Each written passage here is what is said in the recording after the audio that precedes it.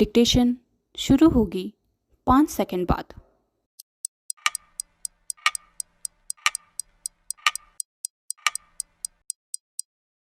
Start. नागरिकता संशोधन कानून के नियमों को अधिसूचित करने के 2 माह के अंदर 300 से अधिक लोगों को नागरिकता प्रदान करने के अगले ही दिन प्रधानमंत्री मोदी ने आजमगढ़ में एक सभा को संबोधित करते हुए यह बिल्कुल सही कहा कि इस कानून को लेकर झूठ का पहाड़ खड़ा किया गया और दंगे भी कराए गए, चूँकि झूठ का पहाड़ खड़ा करने का काम विपक्षी दलों की ओर से किया गया, इसलिए वे इस आरोप से बच नहीं सकते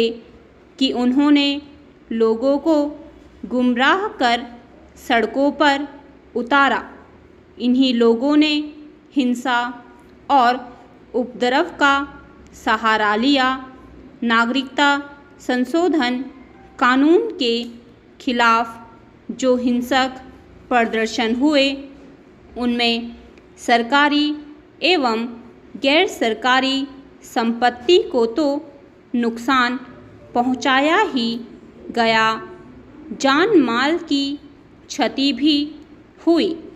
इन हिंसक प्रदर्शनों के कारण लाखों लोगों को परेशानी का सामना करना पड़ा।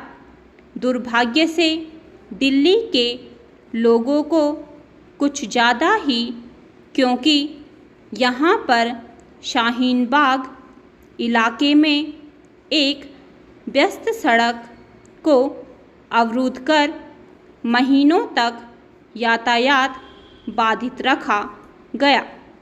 इसी अराजक धरने के कारण दिल्ली को भीषण दंगों का सामना करना पड़ा, जिनमें 50 से अधिक लोग मारे गए। इससे देश की बदनामी भी हुई, क्योंकि इन दंगों के समय तत्कालीन अमेरिकी राष्ट्रपति भारत में थे। नागरिकता संशोधन कानून को लेकर लोगों को किस तरह बरगलाया गया, इसका एक प्रमाण यह है कि 2 माह पहले जब इस कानून के नियम अधिसूचित किए गए तो कहीं कोई विरोध करने के लिए नहीं मिला। विरोध के नाम पर केवल कुछ बयान जारी किए गए और वह भी मुस्लिम वोट बैंक की राजनीति करने वाले विरोधी दलों के नेताओं की ओर से।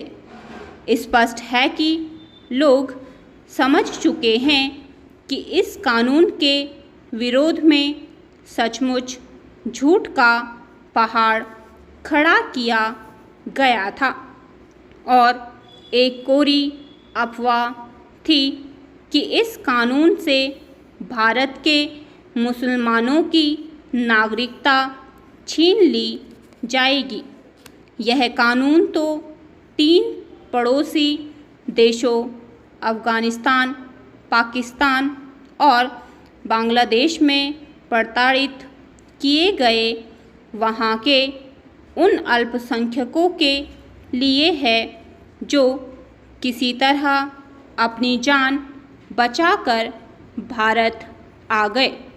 बुधवार को ऐसे ही कुछ लोगों को भारत की नागरिकता प्रदान की गई।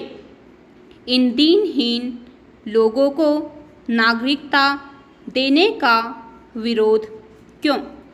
आखिर इन प्रताड़ित लोगों को नागरिकता देना गलत कैसे है? यह तो भारत का नैतिक दायित्व है और एक तरह से विभाजन के समय की भूल को सुधारने की कोशिश भी। यह शर्मनाक है कि कुछ दल और विशेष रूप से तृणमूल कांग्रेस एवं वामपंथी दल अभी भी नागरिकता संशोधन कानून का विरोध करने में लगे हुए हैं। उनके दबाव में आकर कांग्रेस भी यह कहने लगी है कि सत्ता में आते ही वह सबसे पहला काम इस कानून को खत्म करने का करेगी।